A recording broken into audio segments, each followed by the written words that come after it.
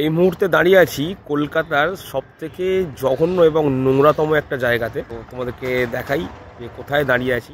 এটা হচ্ছে Baranagar dumping ground, বা যেখানে কলকাতার যত ময়লা আবর্জনা মিউনিসিপ্যালিটির সব এইরকম জায়গাতে ফেলা হয়। বারাণসীর যে মণিকর্ণিকা ঘাট, মানে যেখানে সবসময় আগুন জ্বলেই যায়, ধোঁয়া উড়েই থাকে, কখনো আগুন নেবে না, সেরকমই এরকম একটা জায়গা। এখানে এই যে ধোঁয়া উঠছে বা আগুন জ্বলছে, সারা বছরই দেখতে পাবে তোমরা।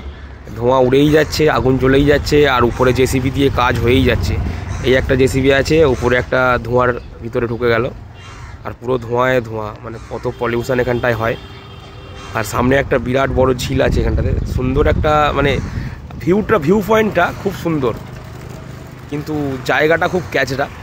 মানে কলকাতার যত ময়লা আবর্জনা, যত দুর্গন্ধ জাতীয় জিনিস সব এইখানে ফেলা হয়। কলকাতায় সবথেকে বড় হচ্ছে ধাপার মাঠ, ধাপাতে একটা আছে। যারা কলকাতার দিকে আসা যাওয়া করে তারা দেখতে পাবে, ওই মা ব্রিজের ওপর দিয়ে গেলে পুরো পাহাড়ের মতো দেখতে লাগে এগুলো।